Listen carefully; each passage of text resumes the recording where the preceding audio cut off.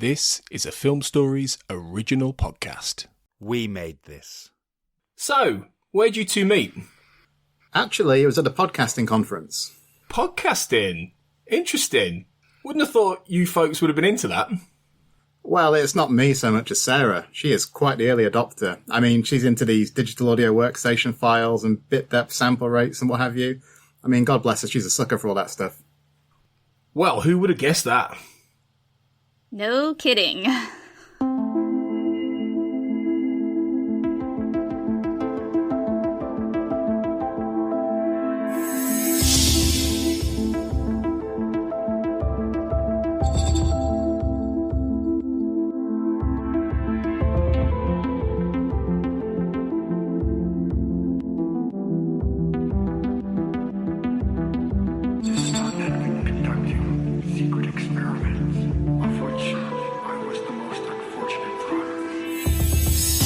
Welcome back, everybody, to the X-Cast. As ever, the truth is in here.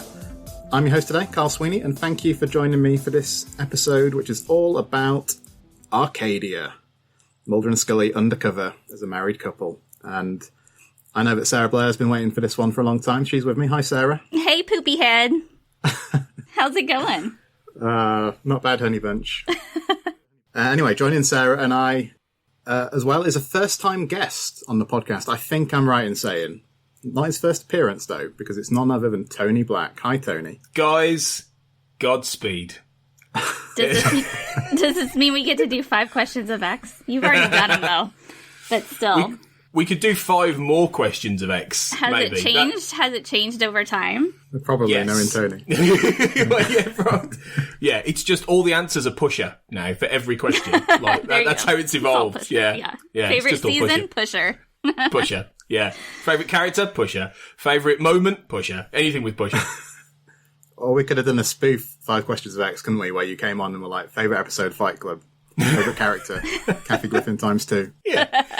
Favorite anti-question of X, yeah.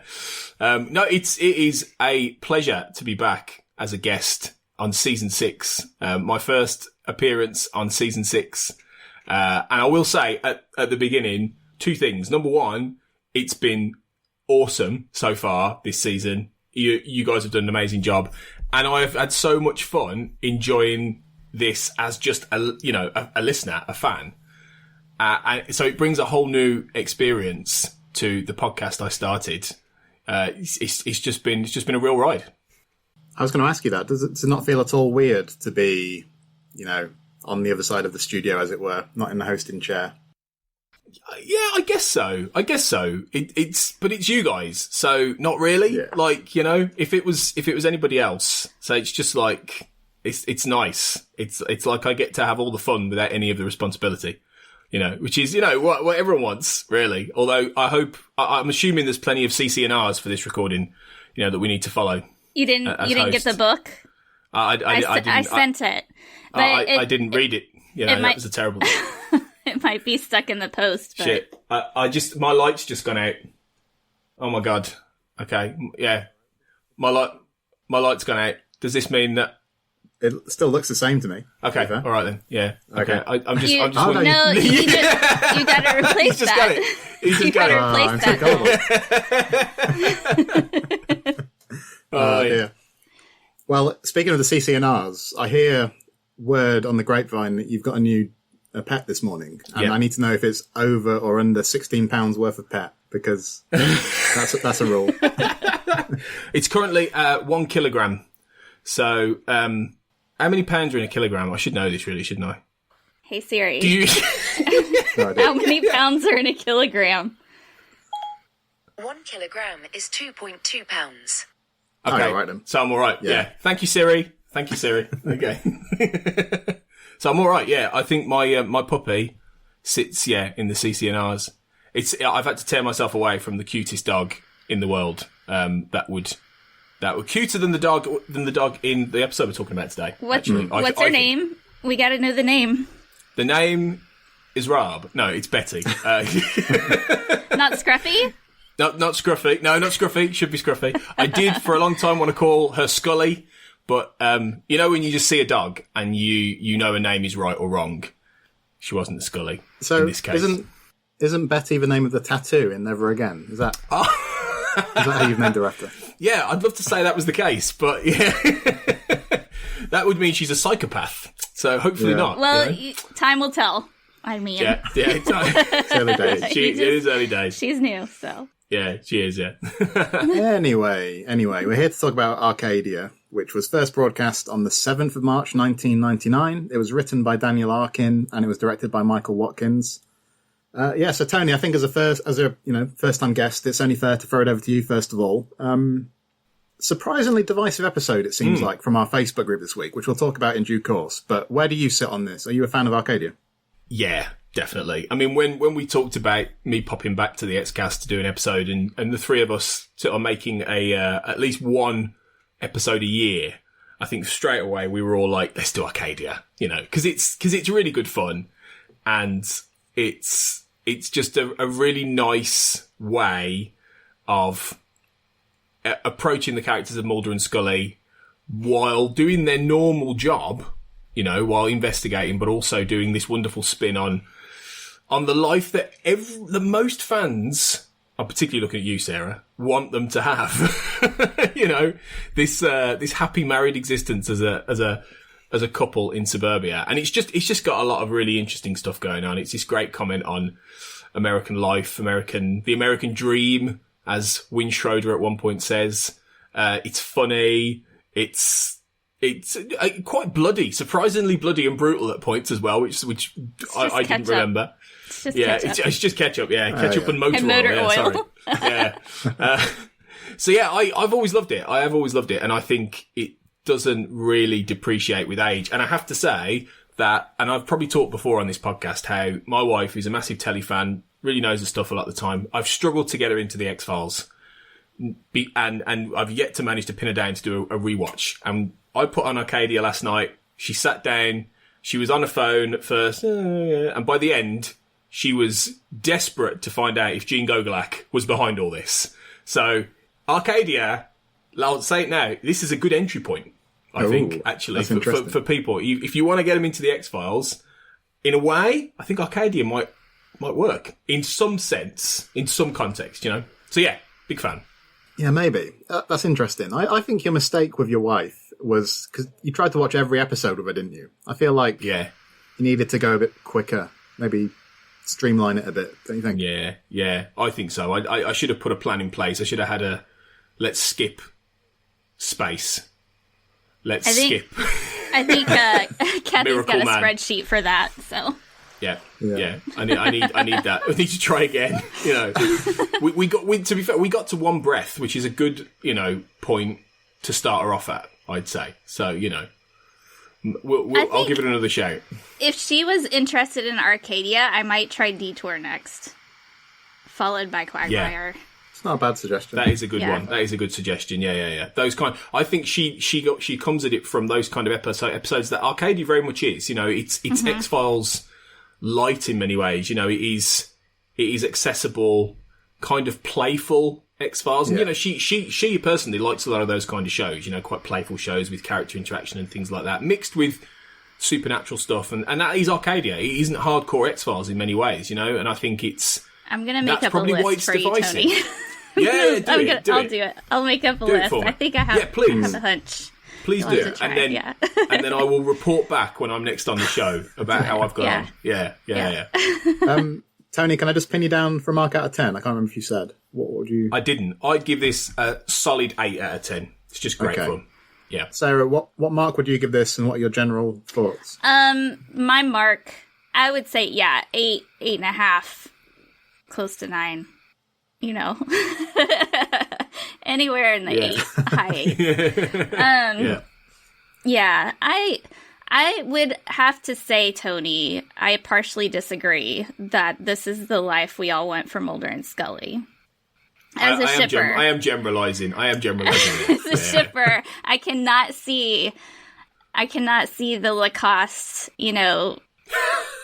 Mulder with the sweater vest and all of that, and the happy little house in the suburbs. When I envision Mulder and Scully together, I envision, the beginning of this where they're just on the couch asleep in the nondescript house in the field and hanging out. That's the Mulder and Scully I want to see together. But, I do love this episode. And I remember liking it and being very excited about it when it first aired. But I was also a little bit disappointed in the monster. I was like, that's the monster? That's what you got? It's trash.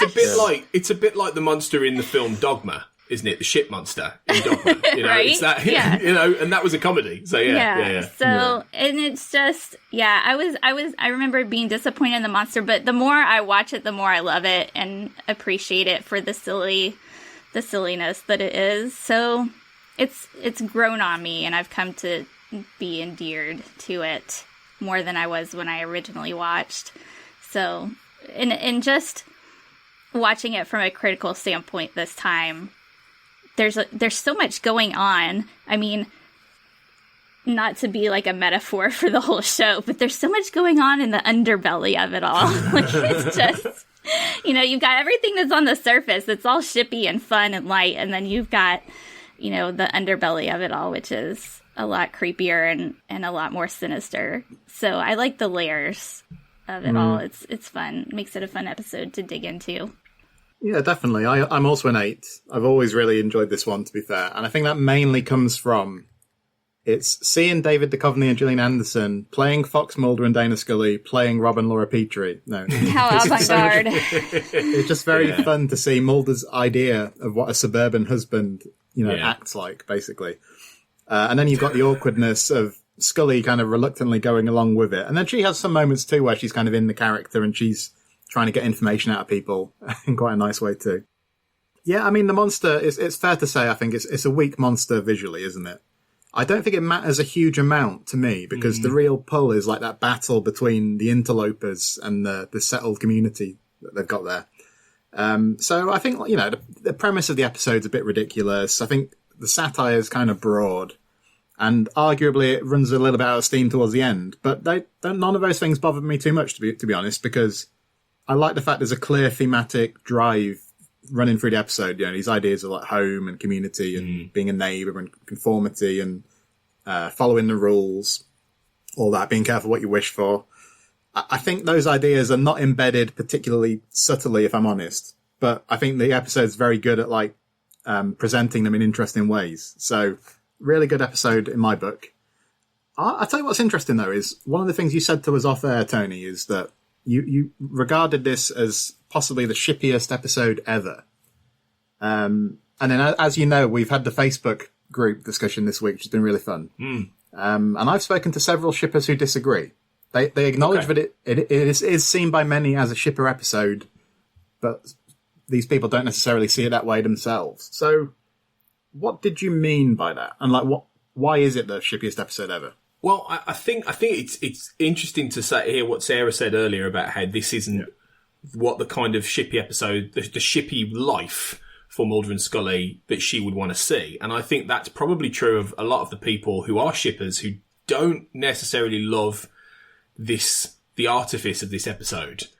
And I think what I'm getting at is that in theory, I think ultimately what I understand shippers, and I'm sort of agnostic. I'm not anti-shipper. I'm not quite shipper either.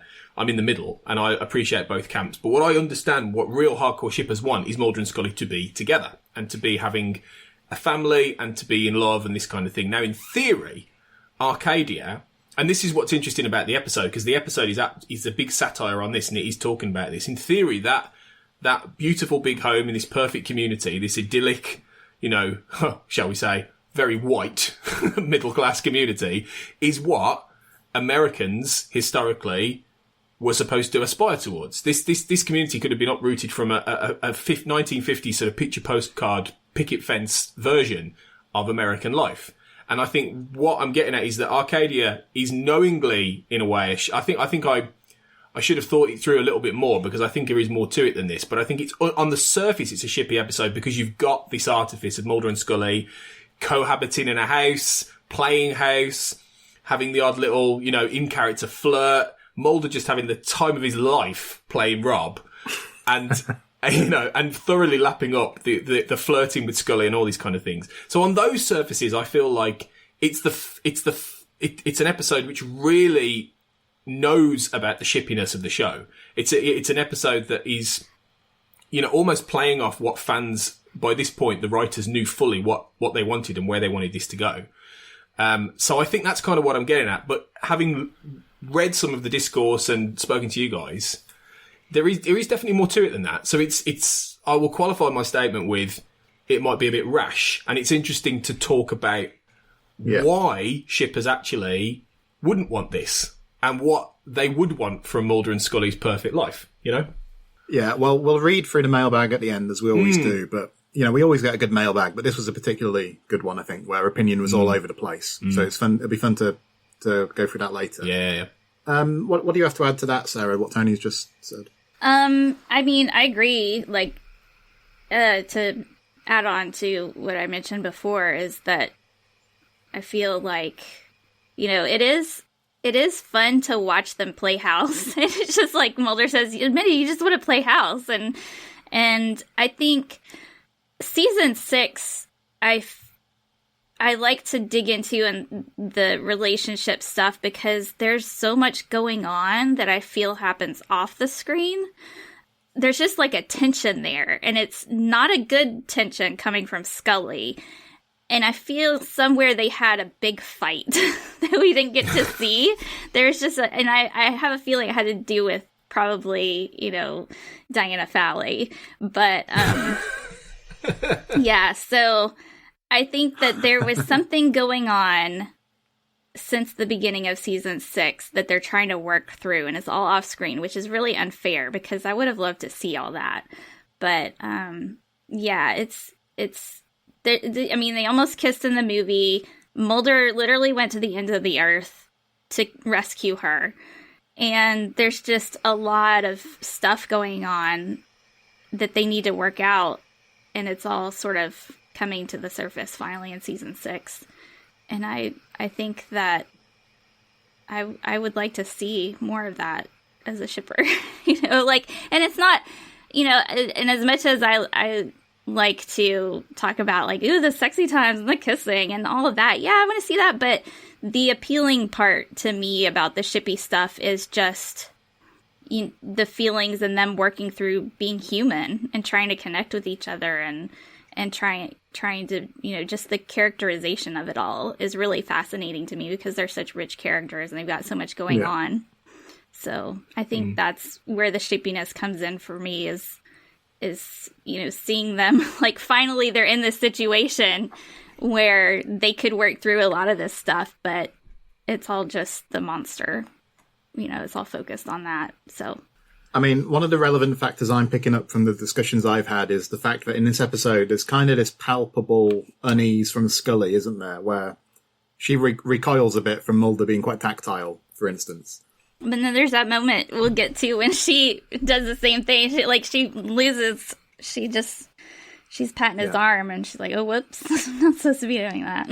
In the scene of the basketball court, So some of the events you're talking about, Sarah. I mean, we've seen the events of One Son, haven't we?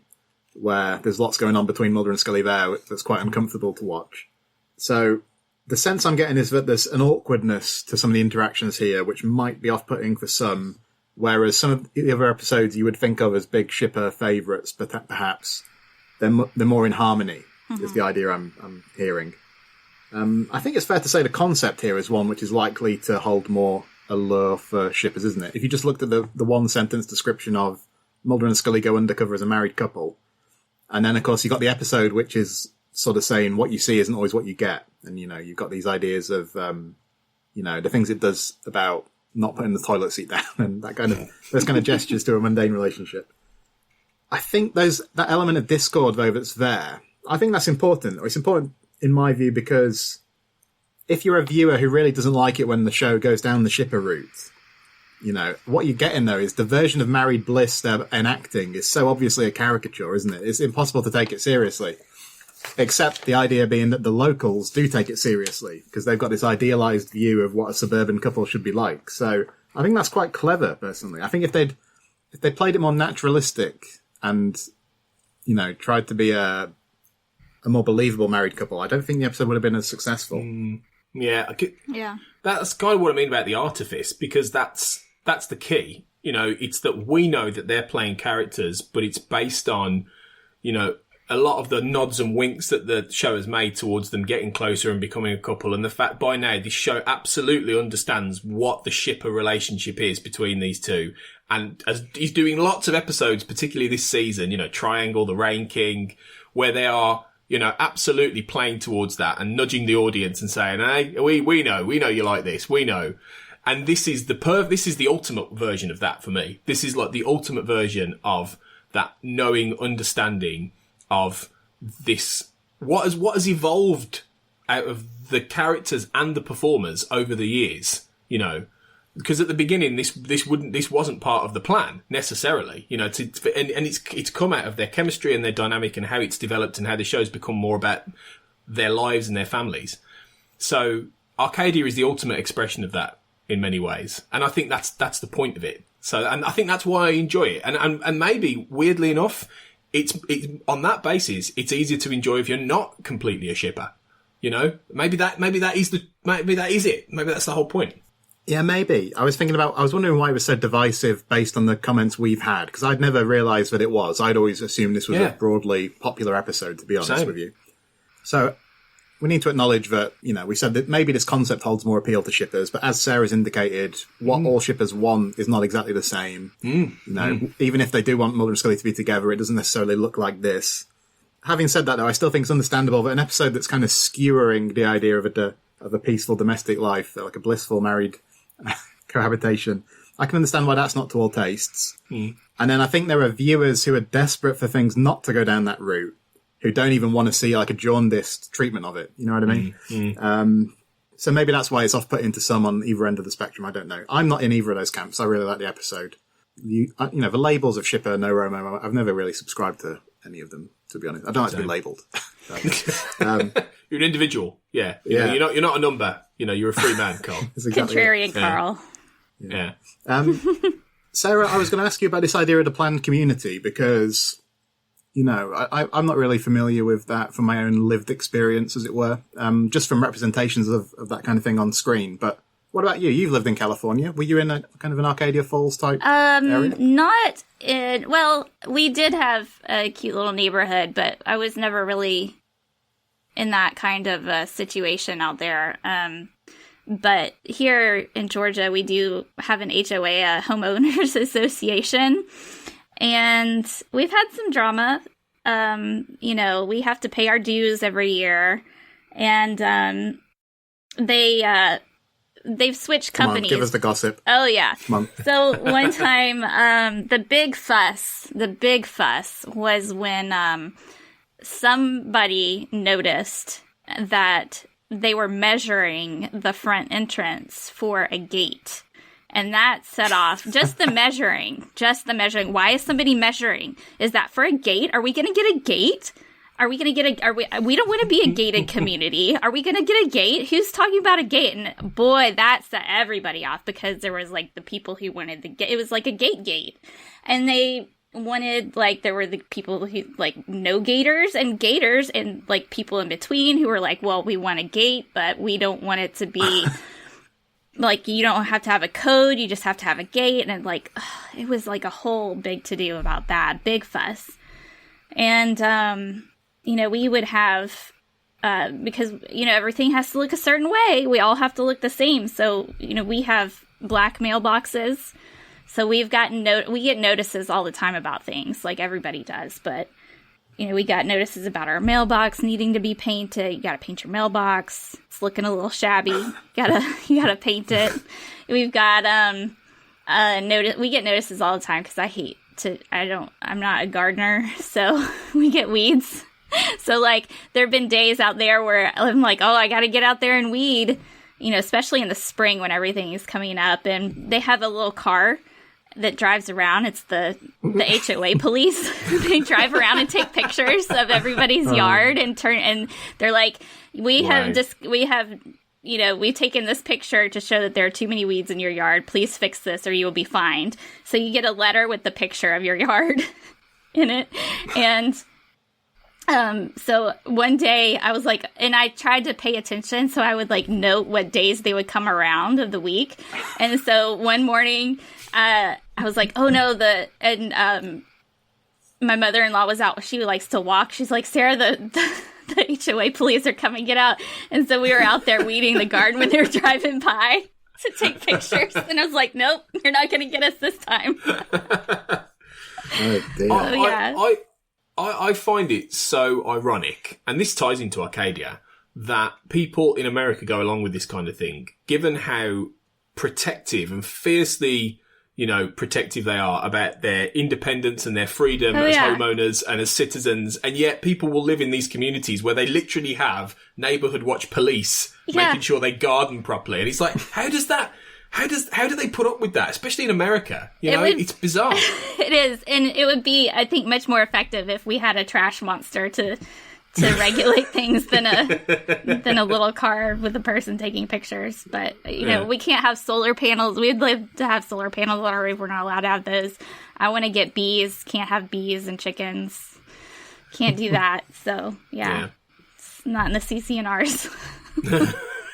I mean, it sounds like quite a frightful business, I've got to be honest, Sarah. I was thinking about this in terms of on-screen, though. The idea of suburbia's dark underbelly is quite a familiar one, I think. And you can pin it back to lots of precedents. There are melodramas from the 50s. Stepford All Wives. that heaven allows. Yeah, Stepford Wives in the 70s, or Blue Velvet in the 80s. Or Twin Peaks. Twin Peaks, very, very much so. There's a film called The Colony from just a few years before this episode, which I haven't seen, but apparently that's about a very prescriptive planned community too. So the basic idea being that these kind of homogenous environments, they give you the cover for these kind of exclusionary practices that the dominant culture puts in place. It's quite a familiar one, like I say, but it's quite a potent one, isn't it? Because you get a lot of stuff out of it. You get these oppositions of like order and chaos, the surface and the underbelly, conformity, individuality, rule followers, rule breakers. So I think there's good stuff. And I think Arcadia, for the most part, is a successful iteration of that kind of story, isn't it, Tony? Do you know what I mean? Do you see it in that kind of lineage of, like you say, the Twin Peaks or the Blue Velvet kind of stories? Yeah, I think so. I think it's reaching for those same kind of touchstones because it is very much about this, fear of non-conformity, this anxiety about, if we don't conform and we don't hold to rules and laws, as petty and as ridiculous as they are, then we are going to, sow the seeds of our own downfall, and that we're going to be in danger. And the monster, as much as the monster's a bit rubbish, literally, it is essentially the real, the literalization of that fear, and that's really interesting. That the underbelly in this case, in classic X-Files fashion, the underbelly actually does exist, and it literally rises up and kills you if you dare. So it's not working on any sort of. It's very literal in many ways. This episode, it's not working on a metaphorical context. It is bringing a literalization to it. But that's the joy of it. I think that's the joy of it, and that's X-Files doing that classic thing where it takes a metaphorical idea, a very woven into the American story, and makes it, and uses monsters and uses a supernatural and uses something horrific to literalize it. And I think that this is a great example of that, and it does it really well. So just before we get into the episode in depth, do you two want to hazard a guess what this gets on IMDb? I'll give Tony the first go because he's returning for the first time in a while. To the nearest decimal point, please, Tony. Well, as we know, they always go up to. They never really go past the nines very often, do they? And they don't tend to fall usually below the sevens. So I reckon Arcadia is about an 8.2. That's exactly what I was gonna guess. Really? I'm gonna go just to be different. Higher or lower? I might go 8.6. Okay. It is 8.6 out of 10. Oh, well done. Well done. And I didn't even Result. Very look. good. Yeah. Does that suggest, Sarah, that you normally do look, by saying that. I didn't even look this time. I do, yeah. Looking is not in the CCNRs of the show, Sarah. A lot of the times I'm the host, so I have to look. That's true. That's a good point. Fair enough. That puts it equal 8th for the season on IMDb, and that puts it alongside Drive and The Unnatural. What do you reckon about that? I think I might have had it a touch higher than 8th, maybe. What do you guys? I don't know. Not that that's a bad position, but... Yeah, I don't know if it's quite as good as Drive, necessarily. I think I like this a bit more than The Unnatural, but The Unnatural's its own beast, really, in many ways. I suppose it's... I'd say that's about right, really, to be fair. Yeah. I think the Dreamlands and Two Fathers One Son were above this, and I think I'd have Arcadia above those episodes. But, yeah. Maybe the Dreamlands, yeah, I think I'd agree with that, yeah. Sarah, you think it's about right, do you? Yeah. Well, because the Dreamland episodes are... I mean, I know you guys... I know the dance takes it down for you, Carl. I love the dance. Honestly. I love the dance. I think, well, the Dreamland episodes, you've got Mulcher, the whole Mulcher thing, and Morse Fletcher. I think he really brings it up a notch for people, just having him on there. And it's the two-parter, so I think that gains it some points. I think the story is a lot more solid than Arcadia. I mean, I would say, Arcadia is fun and it's a good story, but I feel like maybe, the reasoning and the plot behind the monster stuff is a little bit weak, on the weak side. So that's what brings it down, I think, just below a 9 for me. But, yeah I think Dreamland is really solid as far as structure and pacing and all that goes. So maybe that's why it gets a little bit higher. It's very debatable, I would say. That is Carl's classic diplomatic. No, don't I'm agree. wrong. You can just say you're wrong. Just say you're wrong. It's fine. It's fine. That would be dreadfully impolite for me. No, it's fine. We're friends. We're all friends here. Guys, I think it's about time that we take a look underneath the dark underbelly of Arcadia. Let's do it.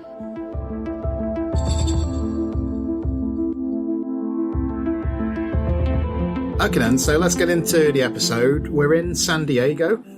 We've got Twinkly Mark Snow score.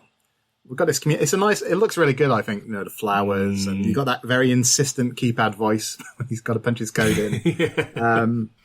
Dave Klein is his name. So, yeah, there's this dispute about the painted mailbox, or he had it painted the wrong shade. Sage. Desert Sage. He's got to be Desert Sage. Instead of Desert Sienna. Desert Sienna. They want Desert Sage. And he he speaks to his wife. He refers to them. That'll show these Nazis, is what he says. And he puts the thing on his roof that we find out later that Mr. Gogolak has sent him, it seems like. And he meets a grisly end. So, what do you guys think in this teaser? I think it sets up the key themes pretty nicely, to be honest. Yeah, it's good. I think I'd say the Kleins are up there as one of the most normal couples ever on the X-Files. They say it later on, don't they, Scully, when she's doing her inter-camera thing about how there no history of mental health problems, no problems with the law, nothing like that. Completely normal people, the kind of people that you might know, who are looking at all of this thinking, these people are nuts. These people are crazy. And also, the Nazis comment is really interesting, I think, because obviously, in theory, this whole community is completely different from the idea of very, tightly restricted kind of autocratic kind of, but it's not at the same time. He says it in a jokey way, but Gogolak and these rules are very, very counter to the freedoms and liberal, ideas of America. So it's really interesting that Dave he's talking about them in those terms, even before he dies, and it's said in an offhand way, but I think it kind of gets to the core of what this is about in many ways. I think so too, because I think that's where conformity, that's kind of an end point for where conformity takes you. Yeah. Sarah, in this teaser, we see the monster briefly, don't we? I think from the very first appearance, and it's only fleeting. You know, we only see the monster in glimpses for obvious reasons, I think. But you can tell there's something not quite right about it immediately, can't you? It's not perfect. Yeah. Well, one thing I wondered, I was screaming at the screen because why doesn't she just go out the window? It's big, it's open. Get out the window. You can just jump out on the roof. That's what I would have done, but you know, it's fine. But that happens all the time. That happens all the time in these kind of shows. But it happens in all these shows. Like people, like they have time. Like when they see a monster coming towards them, half the time it's like all the way across the room, and they're there looking at it and then waiting and then screaming, and it's like just leg it, just go. I would like to believe. I don't know if this would be the case, but I would like to believe if I heard my husband getting murdered downstairs, I would make a run for it. I don't know. I wouldn't just sit there under the covers, but. Who knows? I've never been in that experience before. So. Let's hope you never will. Let's hope you never will. Also, one thing that I did notice is, I don't know about in the UK, but here, you know, we've got a lot of people, not at my house, but a lot of people would have a gun next to the bed. A lot of people, I know we have an iron bar under the bed or like a baseball bat. Yeah. You know, you guys don't keep stuff like that just in case. I think some do. No, just a cup of tea, really. You just invite the monster in for tea, then. I think some people might in the UK, but it's I would say it's a cricket bat. Yeah. Literally, that sounds like a joke, but it actually isn't. It's true. Yeah. But we have a bar. Not so much the guns. So if the trash monster comes, we're going for the bar.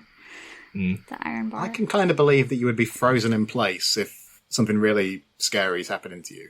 Yeah. I mean, it's believable, I think, but after a certain point, I suppose. Although I would go for my kids, but I don't think they had kids, so. No. 7 months later, we pick up with Mulder and Scully moving in as the Petries, not the Petries. It's just fun immediately, isn't it? Mulder playing the part, you know, the sweater around his shoulders. Amazing. That shot of him, that pan up him is so knowingly like, let's do this, let's take the mick. So very good. And of course, I think deliberately moving in late to kind of test the boundaries with the CC&Rs. They had the CC&Rs, didn't they? I wonder how much they read of them beforehand. That's one thing that jumped out at me is when it's 7 months later, and this could have been different in the 90s now, I'm not saying, but when we lived in California, I will tell you that real estate, like if there was a house available for sale, it was like a shark fest. Yeah. You know, especially in a neighborhood that's like the top rated neighborhood in this whatever, you know, like if it's in the top rated anything, people are going to be all over that. So I cannot imagine in my brain, just from my experience of living out there, how this house could have possibly been on the market for 7 months without people living there. And also, how does it fit with the overall timeline? If Skinner's given them this assignment and then they had to organise buying the house, but Skinner's only been their boss not long, and And Mulder makes the comment, doesn't he, about how this is their first catch back on the X-Files. Mm-hmm. Obviously we've had Aguamala and Monday before this, haven't we? Which were both... But they were definitely back in the office by Monday, weren't they? So, like, even though it was... So, yeah, I'd love to know the timeline. Well, I think the production order was that this was produced immediately after One Son. Right, okay. And then it was aired 2 episodes later than it would have gone out in that order because... Okay. I believe what you hear is that it was post-production issues where the monster wasn't necessarily the visual masterpiece they wanted it to be. Are we surprised? This is a surprise. Yeah, and that needed a bit more work. But I suppose you could say that in Aguamala, Arthur Dales calls them in, doesn't he? And in Monday, they're in the office, but they're not really on a case. They're just kind of in that meeting, aren't they? So If the monster needed more work, I would like to have seen the original if this is what they came up with after more work. I can tell you that the writer, so Daniel Arkin, he was inspired to write this apparently based on an incident that had happened to him. So he'd moved into an uptight planned community in Greenwich Village. and his movers turned up late, and he hadn't read this 300-page document that he should have about all the restrictions, and he immediately got fined $1,000 for moving in after the approved time. So then when he was tasked with writing a story for the X-Files, he very quickly came to the idea of the frightening nature of planned communities. So we get Mulder and Scully moved in, and Scully's unease, like I said earlier, is palpable. There's lots going on, Mike dropping the china, which is actually their equipment, and all that. This sets up the idea of the basketball hoop when Mulder wants to put that up. It's just fun, isn't it, Tony? Like I said, to see Mulder really going for that part of the standard suburban man, standard suburban husband, in such a broad way. It's a lot of fun. Yeah, and I think in all honesty, I think it's David Duchovny going for it as well. I think he I've said before on this podcast, there are some weeks where he's bored to death, and you can tell by the script. And there are some weeks where he's just loving every minute of it, and this is definitely one of the latter. I think he had an absolute ball, and it's whether or not I would not be surprised if some of his dialogue was improvised, to be honest, at various points, because he's definitely got the ability to do that. He's funny enough as a person; he's got a gift for that, and he's a good writer. So I think he's definitely taken this, this idea of lampooning. An archetype that goes all the way back to the 50s, doesn't it? Because Rob and Laura Petrie is originally the names of the Dick Van Dyke and Mary Tyler Moore, isn't it? On the Dick Van Dyke Show. So, and that too now is being lampooned itself on stuff like WandaVision lately, on Disney Plus. So these kind of things are, and that in a way has some connective tissue to Arcadia and these and there's quite a few shows and TV series that have done this play on this perfect American suburbia. But he knows how much... it's like Duchovny's having fun playing Mulder, who is having fun playing, like you said earlier, I think one of you said earlier, the American husband, which he knows he's never going to be, and then... And he doesn't want to be. And he doesn't want to be. And so later on, you've got those great scenes of Mulder just throwing his stuff everywhere, and Scully's picking it up and then going... What have you done to this toothpaste? Because Mulder is just... He is ultimate single man life, Mulder, in how he lives. So it's great. It's very knowingly doing all these things. Do you think that that's part of the big appeal of this episode, is just watching them have so much fun with it? Because it is for me. Yeah. And the same with Dreamland, they're just the ones that they can have fun with, and the Unnatural is the same. And just watching, that's season 6 is just a lot of fun that way, I think. I think it's fair to make the point as well that much as Duchovny is lapping it up, I think in her own way, so is Gillian Anderson. Because I think she is very much enjoying Scully's intentional sort of irritation and restraint. And Mulder is far, far funnier because of that, because of how she reacts, because of those moments. It wouldn't work in the same way. Yeah. And it is... If you didn't have her looks and her sides and just that constant sort of, really? kind of thing. It is fun to watch them and how comfortable they are with each other and how great they are and how well they know the characters and how they react in character. And, it's really fun and how they just play off of each other. That's always fun to watch. And also with other people, because, Gillian Anderson, I guess, is kind of sing-song quality to her voice when she's talking, when she's talking to Mike, who brings the china over, and she's like, "I can't believe the client's ever left." Yeah. I don't know about you though, Sarah, but I can't help but be a bit sad that we didn't get the scene of Skinner sitting them down and saying, "Right." Every time I think about that, I'm just like, I would have loved to watch that. That would have been a lot of fun. Just having him, he would have. Just, oh my gosh, the look on his face. He would have loved... Talk about having fun. That would have been a fun scene to play out. Yeah, I think Skinner would have been smirking, all the way through. Mulder would have been like, this will be great fun. And Scully would have just been sitting there going, oh my God, really? Yeah. Have we got to do this? And how much do you want to bet that Skinner... Maybe he doesn't think that this is a good X-File, but he just really wants Mulder. Maybe Skinner's the one who really wants Mulder and Scully to play house. It's not, admit it, Skinner. You just want to see us play house. Yeah. But Mulder would totally say that to him, wouldn't he? Totally. Yeah. It seems to me, though, from reading our comments that we've had in, that there are some people who just can't get past the ludicrousness of the idea that it seems like so ridiculous inherently. You know, like something out of, I think it's Caredwen who says it's like a bad fanfic trope. I think it is. I think it's an interesting comment, though, definitely, because I think you would have had many fanfics potentially before this that would have done something along these lines or some kind of Mulder and Scully, but it wouldn't have had that edge of satire, I think, that this does, and that edge of knowing full well that they're playing characters.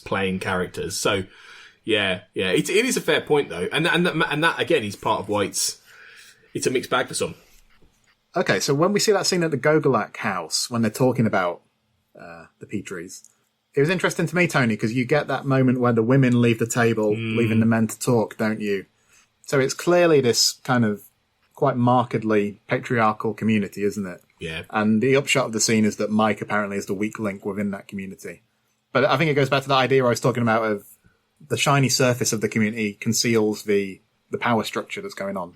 Yeah, definitely. It's where he says, "Ladies, my compliments to the chef," and then they know that's our cue. It's so old-fashioned, and even for when it's made. I mean, like I say, this it's almost like they've stepped into the 1950s. It's like they've stepped into 40 years before, where these roles, and systems existed. I mean, you'll appreciate this, Sarah, particularly as a big fan of this, but it reminded me in some ways of Mad Men, actually. And that kind of scene I could have imagined in Mad Men when, all the ad guys are in the bar, and then, and you've got the whole point of that show is you've got these strong women who are sort of making their mark in a very man's world. And that's what Gogolak has created here, I think. He's created this community that is based on, as you say, patriarchy, old-fashioned conservative patriarchy. And I think without necessarily the I don't mean that in terms of the politics as such. I mean that in terms of the old-fashioned sort of mindset. But it's interesting that Mike is not like that. He is not married, apparently. He's unmarried. He's quite gentle. He's like a gentle giant. And he immediately says, doesn't he? He wants, why don't we just tell them? Because I don't want anyone else to die, basically. That's what he's saying. And at that point, Gogolak sees weakness as opposed to, Gogolak doesn't want to bring new people in. It feels like he wouldn't even want to sell that house in a weird way. It's like he's got the people he wants, and that's how he wants to keep it, unless they accept all rules, they accept all conformity, and they become part of this entity as such. It's weird, know? There was I think there's a line somewhere in there that hints that this community was formed by a specific group of, like, the original people, and they all bought into that, and that's what they wanted and what they started, and then it's evolved into this thing that nobody expected and a lot of people don't want anymore. But it was only 1991 though. That's what interesting. It wasn't like it was 1951, which I thought would have made more sense, in a way. Yeah. So but it's interesting to see, to guess, like, are the people that we see in the neighborhood, because it's a big neighborhood, I think. Are those the people that are the original group? The ones sitting at the table, they were all there originally, and then, things have changed, but there's other people maybe that are not part of the core that set that up. Is this, here's a question for you both. Is this whole scenario a prosaic, mundane syndicate? Like, these people, these involved in this conspiracy, protecting this great big secret, this dark underbelly, is this basically just a very small scale, gated community, white picket fence version of the alien conspiracy, the syndicate, this led by this old grey-haired white man, where the women kind of have a supplicant role if they're there at all, and it's just these men round the table. And then the moment you get a Bill Mulder who doesn't want to conform to it, or the moment you get, a Kurzweil or whoever, he's killed. I think they're worse than the Syndicate in some ways, because no, they are, because the Syndicate at least had a dilemma. The dilemma being that the aliens are coming. Here, this is just what they wanted, isn't it? Yeah. Well, and the Syndicate, Well, the Syndicate, formed because of the aliens, whereas the monster was formed because of these people. So it's kind of reverse. So, like, the syndicate, yeah, I agree with you, Carl, that these people are worse because they came up with this. They wanted these things so badly that they, you know, metaphysically formed this trash monster who has, you know, who's started killing people and has gotten out of control and they can't control anymore. So Jean Gogolak is a crap version of the cigarette smoking man who's more evil, basically. Yeah. Or is he more of a strughold? Yeah, or maybe, yeah, maybe. Yeah, I'd go with strughold. strughold. Yeah. Yeah, okay. So here's what I wanted to ask you both was that. So remember, we get the scene when Mike's at home just before he gets taken out. You know, he's watching a documentary which is about failure to conform within the tribal structure can often prove lethal and all that. So drives home the underlying theme in a manner reminiscent of Home. You know, when Mulder watches the thing on the TV in his room. And Detour, right? Yeah. Yeah. Now, one of the things I've picked up in some of the reviews of the episode is some people who feel like ironically, it's all on the surface. Like, it's kind of obvious what it's doing. Is it a fair criticism? Because something like that is quite upfront, isn't it? Yeah, I mean, it's like I said earlier, it isn't very deep in a way, this episode. I think it is all there. It is all quite part of that. I don't know if that's a bad thing in this case. I don't know. It doesn't work for me. It doesn't work to the detriment. I feel like it's a very colourful, broad, quite comedic take on this idea for the most part. Yeah. And I think it knows it. So, yeah, I think it's a very, very valid criticism, but it doesn't work as a negative for me. Doesn't bother me. Like I said earlier, I think that it is obvious and it's also, you know, it's an interesting spin on it. So it doesn't concern me unduly. I think it goes with the theme. Yeah, I mean, it is, but I don't care. You know, like you guys said, it's part of the whole piece and it fits in with the tone. So I don't think it doesn't bother me.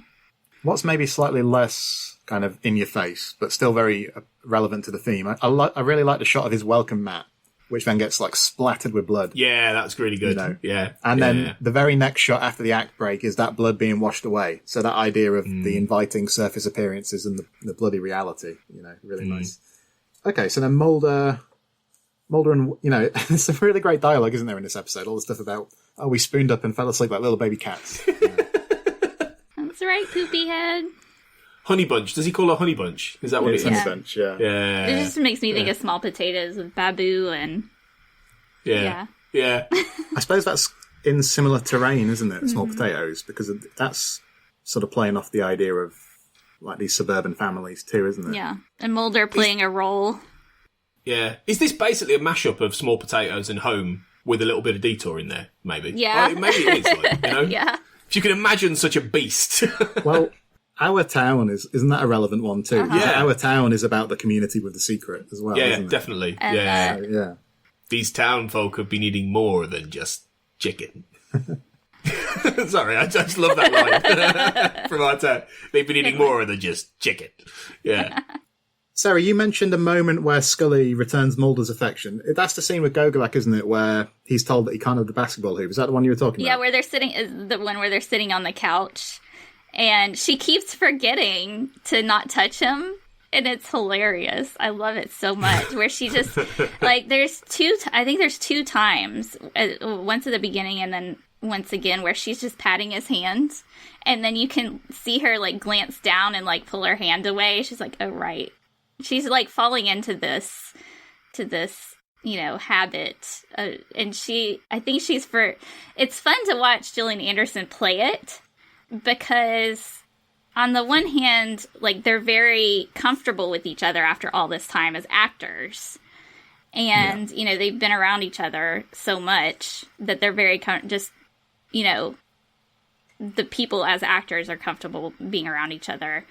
And then you've got her playing Scully, who is also comfortable being around Mulder after all this time, which there's just so many layers upon layers upon layers. It's so fun. Yeah. And to watch them both, you know, David Duchovny playing it as he's just so excited to be able to have an excuse to touch Scully and just be near her.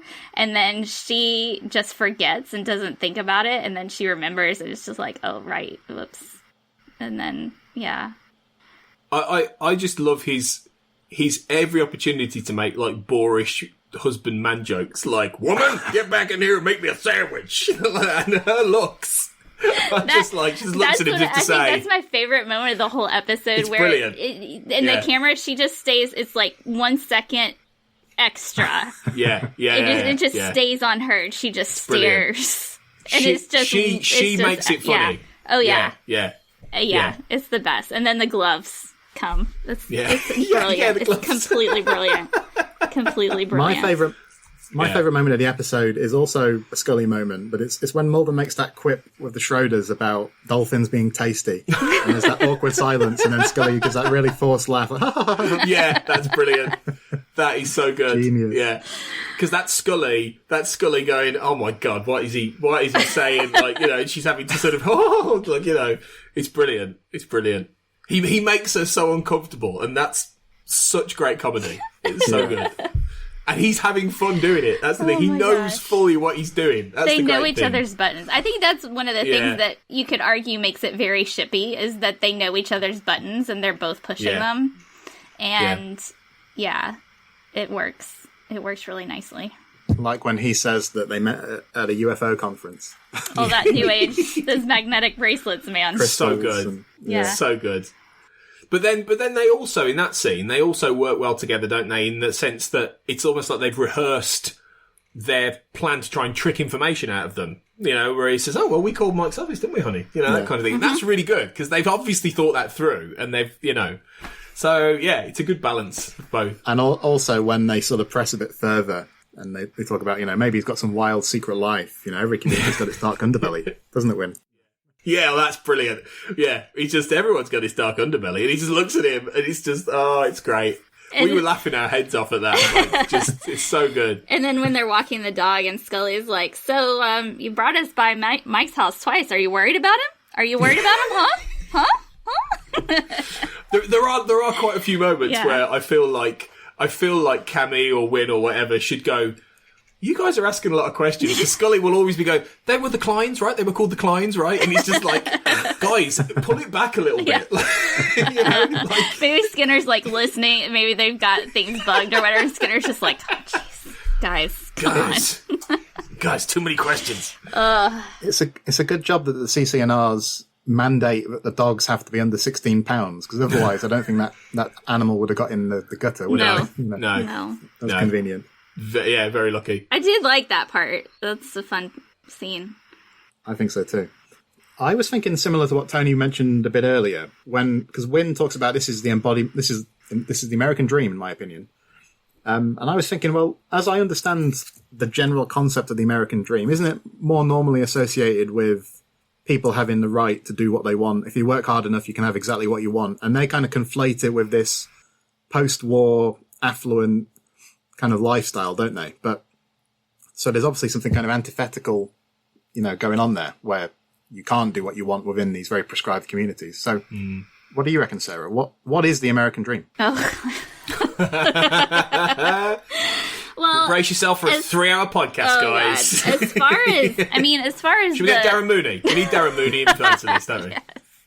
As far as the, you know, being in this, having the rules and being in this community, I think the key there is it's a choice. You don't have to do it. If you wanna go live in the middle of a field, you have that choice. And so when people, you know, go in and buy into these gated communities, that's an obvious, you know, option. It's not, nobody's forcing you into it. So I think that's where, like, the idea of freedom comes in. Like, this is a choice. This is something that we all agree to, that we all want as a community. So, you know, as much as we like to fuss about it, you know, that's just part of it, I guess. It's like fussing about all the rules and like all these rules. But yeah, you know, we chose that. We like... To be fair, I've just done the Monday podcast with Kurt and Cortlan, and I've concluded that free will doesn't really exist. So, anyway, go on, Tony. That's going to be a fun listen. I wonder, though, because it's funny you saying that, how they've chosen this conformity and they've chosen to live by these rules, even though in theory they've, you know, the American dream is this materialistic, in some sense, this materialistic sense of affluence, as you say, Carl, of success, of achievement, of, you know, the house, the beautiful house, the family, etc. So in a weird way, they've almost chosen what Americans have been terrified of since the 1940s, you know, of the idea of what they perceive as either / communism, socialism, which is still terrifying Americans today in some quarters. And I mean, there was an episode, it's funny, there was an episode of Alias, which is a TV show, obviously, that it owes a hell of a lot to the X-Files in many ways, even though it's a different kind of show. And they did an episode called Welcome to Liberty Village, which was about a town just like the Falls in Arcadia that was created in Russia to train American spies, to train Russian spies to act like Americans. And in fact, I think the TV show The Americans, which is all about that, set in the 1980s, very much, it comes off the back. The Americans is basically Alias with swearing and sex, essentially. It is the same kind of show, right? And it plays off the back of the episode, and the two CIA characters have to go undercover into that Russian village that's pretending to be American as Americans who are trying to smoke out Russians pretending to be Americans, if that makes sense, right? Yeah. Did that make sense? I'm not sure that made sense. It does, anyway, yeah. Right. That was the irony of it. They had this whole secret Russian... So it was a little bit of The Prisoner, it was a little bit of Arcadia, and it was a fascinating episode, and it was really good. And obviously it's much more pulpy and spy and everything like that. But it goes back to the idea that the Russians were creating these American villages to train spies to go and become the kind of people that we see in the Falls in Arcadia. So it's fascinating to me how people like Wynne and Cammy have convinced themselves that this is the dream, when in reality, it's the Russian dream. You know, in a way, they've conflated it with the ideas of what Americanism should be. And I think that's fascinating. Well, Cammy at least is very uneasy about it. Mm. Yeah. And how much do you think that's due to, you know, if they're in their 30s in the 90s, like 30s, 40s-ish, right? So that would be the kid. They would have grown up with, you know, the parents who were those people. So maybe that's why they want to try to go back to that, to like recapture something of their childhood, or like what their parents' dreams were, or something like that. Maybe might be part of it maybe. too. Or at least the imagined version. Like the ideal that they were raised to believe was ideal. You know, air quotes of ideal, not you know, instead of something different. We get the stuff with Mulder and Scully at home, where Scully's in the bathroom as they're talking about the case and all that. Mulder's on the bed with his shoes on the bed, which I don't think is good form. And Scully's talking about squeezing the tube of toothpaste and putting the toilet seat down. Second warning. That was brilliant. Well, you know, funnily enough, right, when she said that and about the toothpaste, my wife just turned to me and looked at me with that kind of... my look is basically saying, ringing any bells, Tony? Is this, because you guys are both not married to each other, but you're married to other people. So is this a fair representation of married life? I'm like I have to give points to my husband. He's very good about putting the toilet seat down. So I never had that problem. I've got better, but I still have days. I'm definitely Mulder, though, for being an untidy so-and-so, just throwing things about. My wife has the patience of a saint. She doesn't always realise it, to be fair. We use different brands of toothpaste, so we don't have that problem either. That's the key to happy marriage, just different brands of toothpaste. I'll remember that, yeah. That's good. What about, I've seen somebody critique the moment where she comes out with a face mask, and it's a little bit too kind of silly. I did. That was one of the few notes that I made. I'm curious because this is their second night. So, if I were using I don't use face masks much, but when I do, it's not every night. So, there are some face masks that you would use every night. This one I wouldn't say would be one of them, but it is... I found that it was interesting that she would use it on the second night and not the first night. I think there's something interesting there to dig into that, you know, maybe logically speaking, it's probably just that it wasn't the night to do it. And then the second night is. You know, she's got a routine. She's got to have a routine and stick to it, Scully. But, yeah, Yeah, I was thinking a bit more in terms of the idea of things not being what they seem on the surface. 'Cause, Yeah. like, we see how fabulous Scully looks all the time. We don't see all the grooming that goes into making Gillian Anderson look so fabulous. I think as well it's a good way of showing how different Mulder and Scully are, because Mulder, when he sees that on, he's like, what the hell is that? Like, Jesus. Right? And he has no idea that Scully would do these grooming things in her own life when she's at home all the time, probably. Like, whereas Mulder doesn't even have a bed. He sleeps on the couch. Like, you know, so it's like... And his bathroom actually, is in Scully's house. Yeah, right? So it's so far away from any kind of world he understands that when he sees these things, he's that's the whole thing with this. He has no idea how to live this kind of life, and that's what makes it so funny. Well, I'll tell you another unceremonious thing he does is when he drinks orange juice straight from the bottle. Of course, because he goes out and like kicks his mailbox over and all that, and he's trying to provoke a reaction. So I really like that aspect of the episode, that battle that goes on between him and the system. Yeah. Yeah. Mulder is terrible at surveillance. Just, you know, because like the number one rule of surveillance is to never ever take your eyes off what you're surveilling. Like that's an actual rule. The FBI, like, you know, don't ever take your eyes off the target for any reason. And but also, if you're going to do that, don't drink a whole bottle of orange juice. Don't do it. Don't get the orange juice and hang out. Like that's. And I love that he like opens it and he considers idea. Like, you know what he's like. It's like no. I love. There's just such comedy though in the way he does it when he just throws the rest of the orange juice over the thing. Like I just think that's brilliant when he throws it over the mailbox. Yeah. It's just the icing on the cake. But yeah, he's terrible.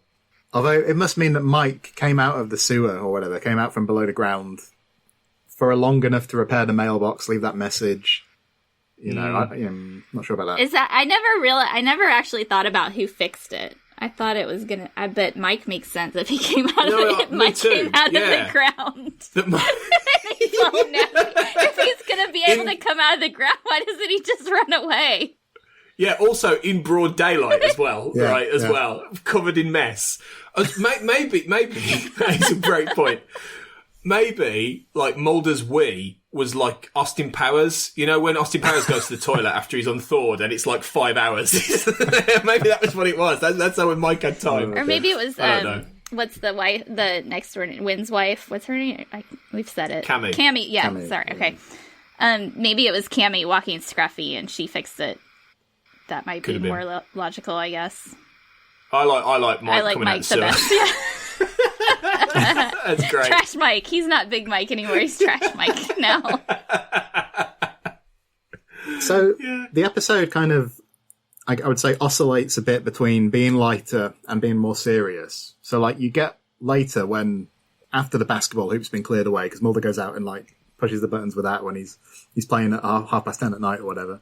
But then Scully comes home. She's got the shopping bag concealing the lab report, which I think was quite kind of funny. Again, the surface is different to what's underneath. But that stuff in, you know, when she's walking around the house and all that. So it's trying to be quite tense, isn't it? It's reasonably effective. It's not what I really enjoy about this episode. What I really enjoy are the lighter elements and less about the monster and more about the battle between mostly Mulder and Scully against the locals. You know, so I never feel too tense about it all. Nah, it's not. If I'm honest, I think those moments my attention wavered slightly. Like you say, they're not badly done. You know, there's nothing wrong with them. But it's not like, you know, Irresistible. You know, where Scully's under threat and that guy, which is really quite tense. It's fine. It needs to be there, I suppose, to prevent it being an all-out sitcom, basically. You know. But yeah, it wasn't. Although, you know, I do appreciate how bloody and nasty some of this episode is, actually. And I was really surprised. Like, my wife said that when, in the scene where Mulder comes in, and actually, in retrospect, it's quite a horrific moment because he doesn't know Scully's there. He comes into the house at the end and it's blood splattered everywhere. It's like an axe murderer. Well, sorry, yeah, motor oil and, you know, ketchup. It's splattered everywhere, like an axe murderer or some psychopath has been in there, like a horrific murder scene. And he doesn't know Scully's alright. Like, for a split second, as he walks in, I'm thinking, is he thinking Scully's been, like, horrifically butchered? I love the genuine fear there. Yeah. Yeah. You can see it on his face. that's really different to a lot of the, the comedy and the lightness. So I really appreciate those aspects, definitely. And one of my other favorite moments of this episode is, like, when she gets out of the car and she's like they're actually investigating a case, which you don't really get to see often. But my favorite part is when, she's in the bathroom and he comes back from his jog and he throws the necklace on he's got it collected, the evidence, because, and you obviously know, like, she told him, like, I saw the caduceus and it's there, but we have to go get it. And I couldn't get it. And so she, he's like, all right, I'm going to go for a jog, pretend to go for a jog. And he got it. And so how casually he just sees, like, they're actually making a really good team there and investigating. And I really like that part. Yeah. So apparently when Daniel Arkin had the idea, the main antagonist that they summoned was a man who was kind of the bogeyman figure. And if what I've read is accurate, it was Chris Carter who said that he should replace that with an actual monster. And that's when the idea of, like, the Tulpa myth sort of came in and all that. So what we get here is, the neighborhood is built upon landfill. And the monster is like literal garbage. It's ketchup, brake fluid, brush, bristles and all that. Yeah. So very plain, isn't it? The idea of the perfect surface is rotten underneath. Yeah. And I think it's a good... I think Chris Carter was probably right in here, actually, because it's a good metaphor in itself, even if it's literal, making the underbelly, the garbage, the rubbish, the what you discard into the literal monster. But I actually like the whole Gogolak thing, as much as it's like a bit... The mechanism of it isn't really explained, and there's no real... It's just, oh, you went to Tibet and you did something and you had some sort of powers. It's like, there's no real tether there. You don't really ever understand how that's possible. You don't know anything about his past, really, except he's this businessman. Presumably he's been a businessman for years who goes to Tibet and has learnt some of the mysticism. But I still think it's a good mechanism to sort of get into, how this man essentially has created this sense of control and community under the guise of it being this perfect American life. And he's done it through creating a literal underbelly that will kill you if you don't conform, and if you don't do what ultimately he wants. He is those CC&Rs essentially. That's him. And I find it interesting to think about, what does he represent?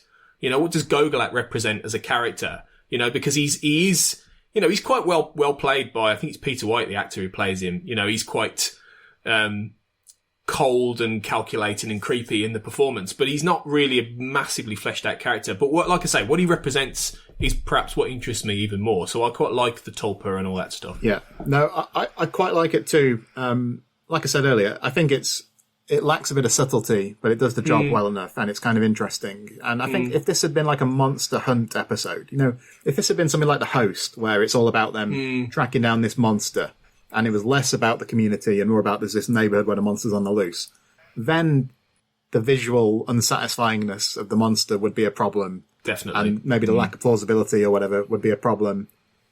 But because it's not really about that in the same way, it doesn't concern me. Yeah, completely. Because it's the monster is just the mechanism in many ways. And that's why it's sort of underused in a sense. In fact, weirdly, it reminded me, and this isn't it might have been an inspiration on it, but it wasn't an inspiration for Arcadia. It reminded me of a certain couple of episodes in Lost. Again, a show which is, owes a lot to the X-Files, in that there's a monster that attacks this, in quotes, perfect community that exists on this mystical island. And it is summoned through, a strange mechanism that goes back to, a long time ago. And it's summoned as punishment, ultimately, and it's summoned to kill people who are threatening that environment and threatening that community. So that itself has its roots in mysticism. And I think there are some really interesting ideas about that idea of summoning something, to protect an idea, to protect, in this case, this quote unquote perfection. Hence the Arcadia itself is a reference to, an ancient, sort of utopia almost, I believe. It's something along those lines. So it's, it's very interesting how even though the ancient mysticism isn't really, or the Tibetan mysticism isn't really delved into too much, I think it kind of works. It works to sell the idea. Although, because the episode is, like you say, more about the jokey side and all the back and forth between the community, it doesn't go too heavily into that. And I think maybe that's why the ending does tail off a little bit. I think the ending is a little bit flat. Yeah. Well. Okay. So, listeners, Sarah Blair has just she stepped out a second because she's I think she's doing some childcare.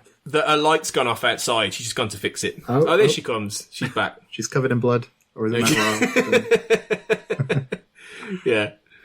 Hey, Sarah. There we go. Sorry. Did you fix the lamp outside, Sarah? Is it okay now? I did. Yeah. It's all good. Okay, good. We're safe. All right, that was a close one. Okay. House. Yeah. Gosh. Tony was just saying about how the ending, like the last few minutes of the episode, maybe trails off a bit. I think that's true after. I really like Mulder's gambit of installing a reflecting pool. And he's like, look, there's nothing in the CC analysis. I can't do this. I think that's very clever, actually. Yeah. I think it's Marlene in the comments says it's after that point where maybe it kind of wanes a bit. And I think she's got a point that it wanes and then it gets it back a bit with the final summation, the voiceover. Do we concur?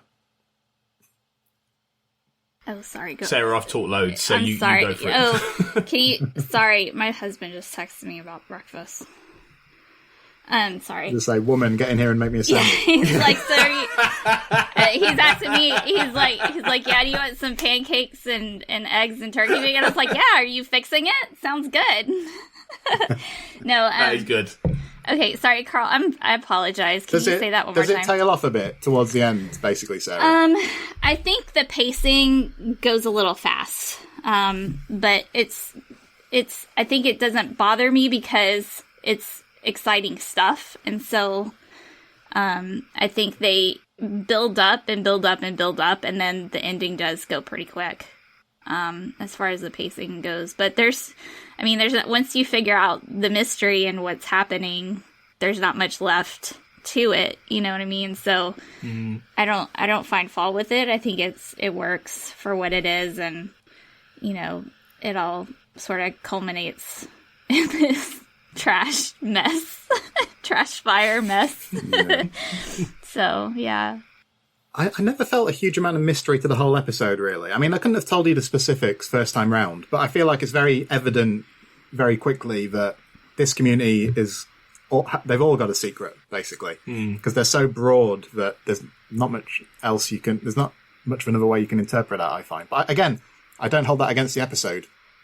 I think you're right, but I think what obviously you don't know is how this is happening and why and how it's and I think there's no way to guess that because the answer is so kind of arcane, specific. Yeah. There's no way to go. Oh, this is probably a tulpa. There's no way to guess that. So you're right. The mystery of how it's happening is there, but yeah, you're right in that there's no mystery about the construction. Yeah, I did want to mention that ending voiceover because Mulder and Scully. This is as Mulder and Scully are leaving. And what we discover, it's quite rare actually to have a voiceover like this at all at this point in the series. So it's kind of nice to see one of them again, or to hear one of them again. Yeah. The residents have come forward to blame Gogolak, but they deny the fact that they share any of the culpability. They're kind of pleading ignorant to what else went on. So that's an interesting idea, isn't it? The code of silence has survived. Gogolak becomes like the fall guy, and then the Falls of Arcadia is still apparently one of the most popular planned communities of this type in California for, I believe it's the 6th year in succession. So that's kind of almost a chilling indictment of the whole community, isn't it? It's not, they haven't learned their lesson. They just regret the fact that it kind of spilled out and it led to what it led to. Do you think the trash monster will serve? Do you think the trash monster disappeared with Gogolak? Was it his manifestation? Yeah. And now they feel like, well, it wasn't our fault. It was Gogolak. So now that he's gone, we can continue living this life and maybe not, be so restrictive on the CCNRs and it'll be fine, or we could, we can still try and live in a very prescribed community. It's just that there isn't an actual monster policing it now. But what's going to happen if the monster's not that. there to make them afraid? How I don't know. What are the rules going to get more lax? And then we could have seen like a sequel to this episode where like Doggett and Reyes have to return to Arcadia, or Miller and Einstein, or somebody. That would have been good. I think it is though. I think it is. That's it, exactly it, Sarah. And then it did die with Gogolak because it was Gogolak's creation. This whole thing was Gogolak's creation, and I think but their ignorance after the fact and their refusal to accept responsibility is the cowardice inherent in what they bought into. I mean, it said it all when Cammie's screaming when the trash monster's there. And Mulder runs out to try and help her, but Wynn doesn't. Wynn just stands there watching, like he's afraid. He doesn't run to help his wife. Mm-hmm. So that tells you all you need to know about these kind of people who, in theory, represent either quote unquote perfect couples, successful couples, people who've achieved in the American way of life, but in fact, they're liars and they're cowards. And it is a sham. The whole thing's a sham. And I think that, from a cultural perspective, is really interesting, actually, especially at the end of the 1990s when America was in this point of peace and prosperity compared to where we are now, but that underbelly's there, and I think it's saying a lot about the position of the sham that is this American success and this American perfection and this American achievement, really. And I hate to say that, Sarah, as somebody who's American, but I don't mean that for all Americans. I mean that for, in this instance. It's all about appearances. So, yeah. Yeah, exactly. Tony, there's nothing designed to stir up in Americans' patriotism more than a British person critiquing American society. Yeah, definitely. And let me just postscript this with, we are nowhere in a better position in Britain, I tell you. All right, so it could just as easily be here. This is happening in its own way, Yeah. I think it's Western society in a way. I think that whole idea of this, achievement, this perfection, I think it's sort of playing on that idea that it might not be as perfect as you think it is. Like you said earlier, guys, like what we think is there is always a hidden side to it, or there is always a subtext. That's my way out of what I just said, by the way. It wouldn't be the falls at Arcadia. It would be like the falls at Pops on Walls or something, right? Yeah. All your fun names. Yeah. Midsomer Murders would be the equivalent. Have you ever seen Midsomer Murders, Sarah? I've got it on my list. I haven't actually watched it. Oh, I know. You would Everybody love that says show. that I will, so I've got it. You would. I need to watch. You would. I think it would be good. You really do. You do. Mm-hmm. Any final thoughts on Arcadia before we dive into our desert sienna-coloured mailbag? Desert sage. You've got to paint it quick. Yeah. Not really. Yeah, I'm good. It's fun. I'm good. It's a fun episode. That trash monster, man. Something else. Okay, once I've finished attaching this whirligig to the roof, I'll open the mailbag.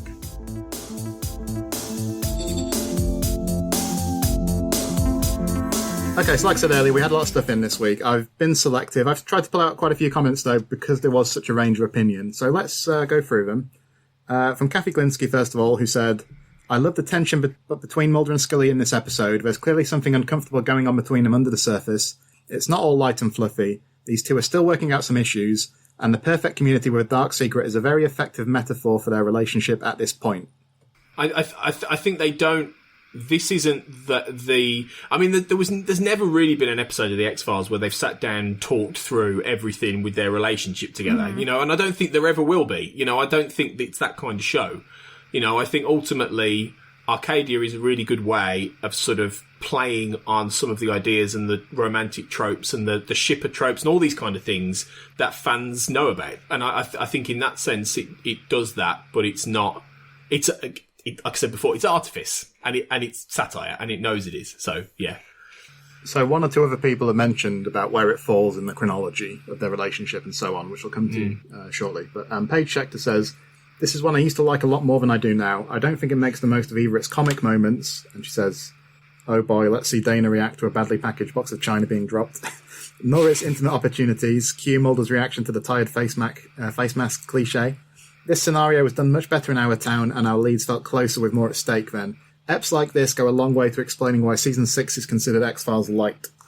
So because we haven't spoken to you, Tony, we don't really know where you stand on the whole X-Files light in total. You know, Triangle, Dreamland, ranking, How to Go Stole Christmas, all that. Are you fond of that turn that was taken? Yeah. I mean, I'm fond of most of the episodes. You know, I think the ranking goes a little bit far, but I'm fond of them all, and I think it's nice. And I think really X-Files Light it could be taken as a criticism, but I don't necessarily think it is. I think there is place for both. I think there's place for both approaches, and I think the show has earned by this point the space to do episodes like Arcadia. But I think Paige is right about the lack of stakes and the lack of tension. It's not. We're at that point now where, you know, we know that they're going to be okay. You know, it's not like where Scully's got her head in a chopping block, you know, in our town or anything like that. And we knew she was going to be okay then because she's the lead of a show in a network age of television. You know, it's not like Ned Stark in Game of Thrones. Oh, spoiler, sorry. But, like, you know, sorry about that. I think if anybody doesn't know that by now, then well, I'd hope they do. Yeah. But, you know, I get what Paige's point is, you know, that there aren't that many stakes. And I think that is part of the X-Files like thing and why it doesn't appeal to some people, because it isn't in that space where they're particularly under threat or they're in danger. But I think there's some fantastic comedy and character work in there, and this is a great example of it. So yeah. I can see both sides of it. What Cortlan Waters Bartley says is, this is one I always want to enjoy a lot more than I actually do as I rewatch. I think it misses some opportunities for deeper character moments between Mulder and Scully. That said, I enjoy the dark underbelly theme and seeing them undercover, an FBI role we don't get to see much of in the X-Files department. What do you think, Sarah? Misses some opportunities? Could there have been this episode where it is a bit deeper between the two of them? Yeah, I would have liked to have seen a conversation on the rock style. Not necessarily like that, you know, personal, but I feel like that scene, you know, I think there could have been more insight into their characters and places. When they had the chance to discuss their relationship. And I mean, y'all know in my headcanon about Redux, my Redux theory. So, you know, in my headcanon, there's a lot going on here that they've already been together romantically, and they've had this big fight, and now they're... Have you written this? Have you essayed this yet? Have you put this into an essay? Have you not read it? I mean, I fanficked it, but no, yeah. No, I remember you fanficked it. Yeah. I mean, like an actual critical essay where you break down why. I guess I could. You should do that. Yeah. You should do that. Yeah. We'll see. Maybe one day. Let me run through a few mixed responses. So, Deana Ferreri says, it has its fun moments and I enjoy it once in a while, but Season 6 has a way of joking about Mulder and Scully's relationship that I dislike. Instead of sweet little glimpses and hints of how much they love and care for one another, we're being hit over the head with comedy about them being attracted to each other, but not acknowledging it, which is really not funny. But on the other hand, I think it's kind of clever, because the hypothetical happy ending, in addition to hand-touching and kissing of foreheads, also includes a lot of being annoyed at the person you love for how they squeeze a tube of toothpaste. Caredwen Foley says, in all honesty, I can't stand this episode. To me, it's like bad fanfic come to life. I find the whole undercover married trope so cringy. Michelle Milbauer says, as a shipper, this is an episode that I'm supposed to like, but I really don't. It feels so forced and awkward that I feel uncomfortable watching it. And then Jessica Miskelly says, I'm somewhere between Deana and Caredwen. It is certainly more camp than the X-Files I fell in love with. And while I appreciate the humorous episodes immensely, this sort of humour is mostly too blatant for my taste. It's also jarring character-wise for Mulder.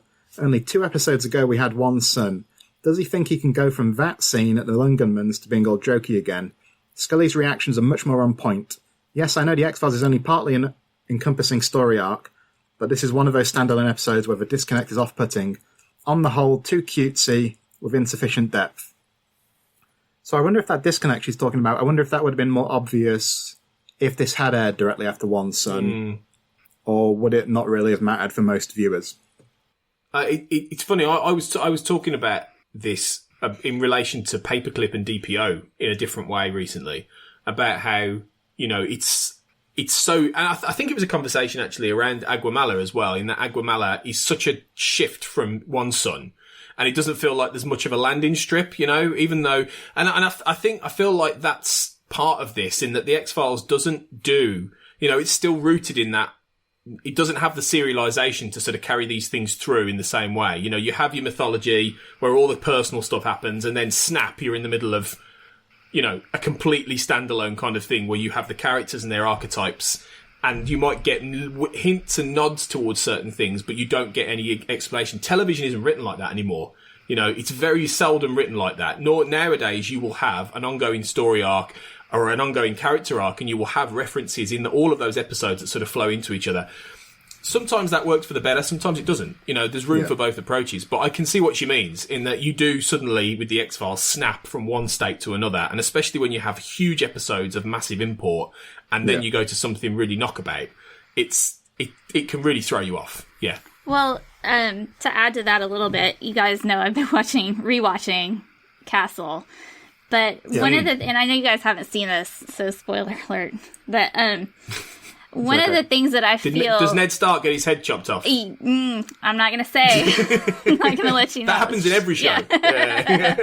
So, but one of the things that I think Castle took from the X-Files and made it work for that show is the idea that these two people could be attracted to each other and meet and work together on a constant basis, and they acknowledge the fact that they're both really good-looking people and they're both into each other, but, you know, she holds off and is like, yeah, this is not gonna happen. But they acknowledge it from the very beginning that, you know, they're attracted to each other. And that's one of the things that I feel like, you know, the X-Files, they didn't know what they had, to be fair, at the beginning. They didn't know that these two actors were going to develop such chemistry with each other. They didn't know that the X-Files was going to turn into what it was. And so by the time you get to season 6, where we're at now, it's clear the fans recognize it.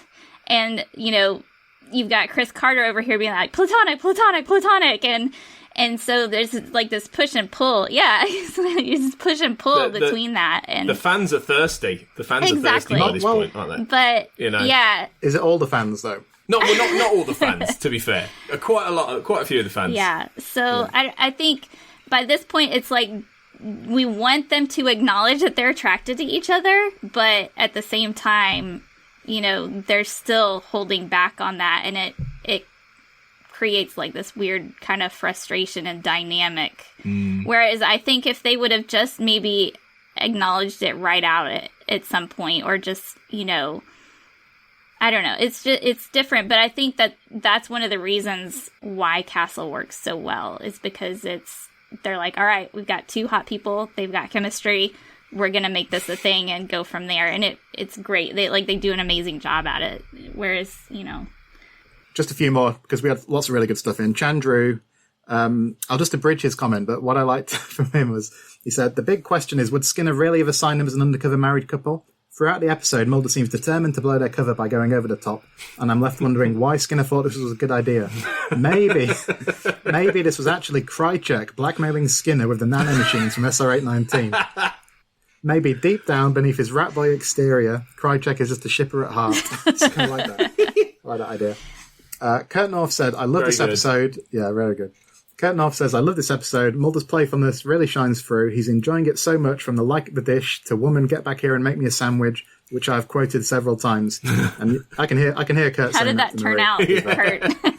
How did that turn out for you? Well. How did it go down?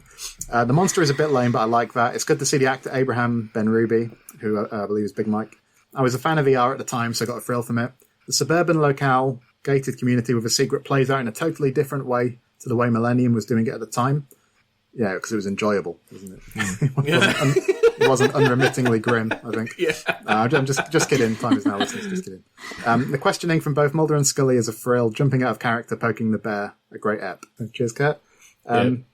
Just finally, Marlene left a very nice comment. I've always enjoyed Arcadia. It's a fun farce, a sort of play on home in the teaser. And Mulder's idea to install a reflecting pool in the front yard is a hilariously creative improvisation in investigative strategy. That said, I think the underlying mood of Season 6 isn't lightheartedness, but rather unease, and Arcadia fits perfectly with that. The comical surface of Mulder and Scully in an outlandish undercover assignment with a campy disappearance plot and villain, and cardboard cultish neighbours. but an underbelly, as Mulder says, of hidden things buried underground. I think the story and the entertainment loses steam toward the end after Mulder and Scully find the whirligig, but Scully's end monologue repeating Mulder's claim that the entire community was complicit is effective, and ending with the Falls again being ranked one of the top planned communities of California is funny and chilling.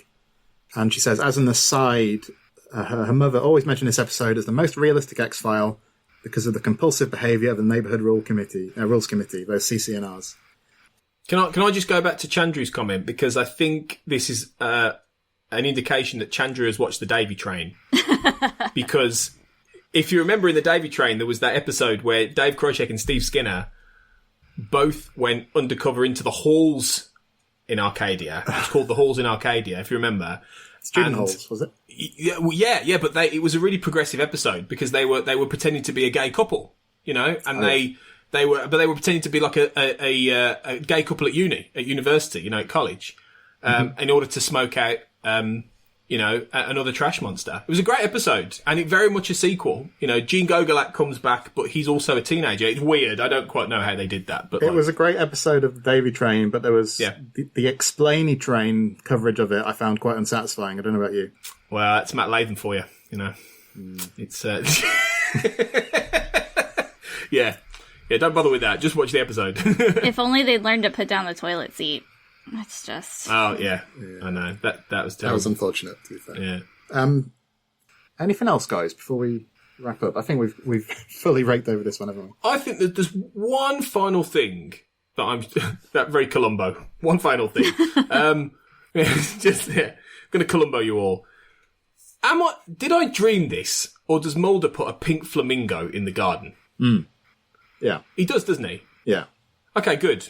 Because I kept... Suddenly I had a moment in my head earlier where I went, pink flamingo? That's another thing he puts in the garden. Yeah. yeah. And it disappears pretty quick, right? And it disappears quickly. So somebody's got a pink flamingo in their garage, and it's going to come out one day. All right, guys. So just before we go, Sarah, where are you online these days and what you're up to? I am on Twitter at Sarah L. Blair, and I'm on Instagram at author.sarahblair. Author.sarah.blair. Very good. I'm on Instagram at Sarah. No, I can't get it right. Forget it. Nope. Just find me on Twitter. It's fine. Yeah. I'm on Instagram. You're on it. Find me. And Tony, how about you? On Twitter, AJ Black Writer. My website, culturalconversation.co.uk. And generally on various different things, but you'll find me through there. Also, as if you're a patron of the Xcast, you'll hear me on things like the commentary track for Monday, which came out recently, which is a lot of fun, and various other things that are going to be coming up. I think we've talked, backstage about doing another drinking commentary with fire and space, and I think I'm going to be involved in that one next time as well. So that's going to be fun, I think. So we need to bring that one together soon as well. Yeah, I'd like to do that because that last one was probably my social highlight of the last year. Yeah, I want in on the next one. Yeah.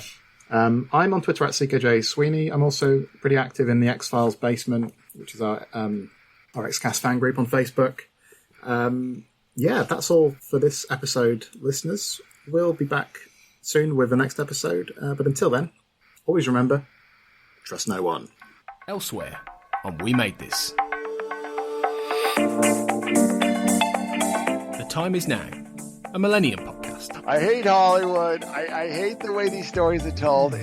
Everything, they hit the same beats. They hit the same rhythms.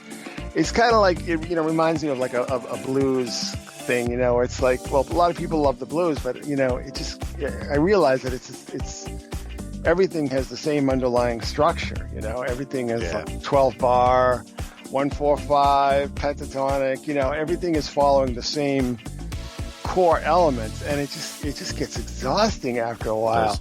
It does. I remember going to see Gary Moore, and as much as I enjoy music, I enjoy going to see bands and things, and after about, I'd say 30 minutes, I was like, I need to check out.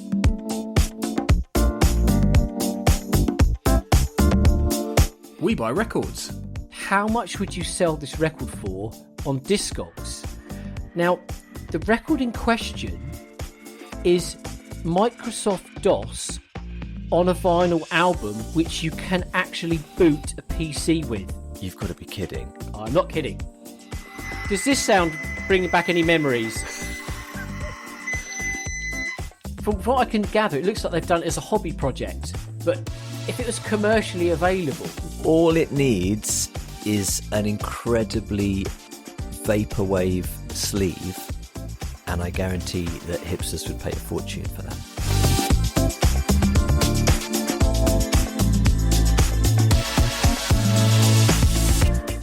We are Starfleet. So this was kind of a nice callback to the elements that were used on TOS. And it really stuck out to me, and it just, as I keep saying every week, there's always a little give and take, right? Where the writers bring in this element from TOS or TNG or from Voyager, and it fits into the Discovery realm.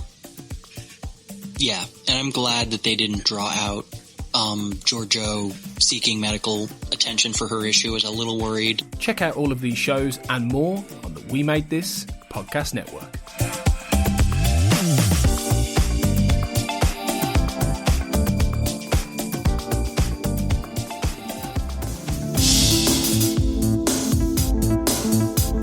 The Xcast and X-Files podcast was created by Tony Black and is produced and hosted by Carl Sweeney, Sarah Blair and Kurt North. You can find the podcast on Twitter at the X_cast, on Facebook by typing in the Xcast, and in our group, X-Files Basement, the Xcast podcast fan group, and on Instagram at the Xcast pod.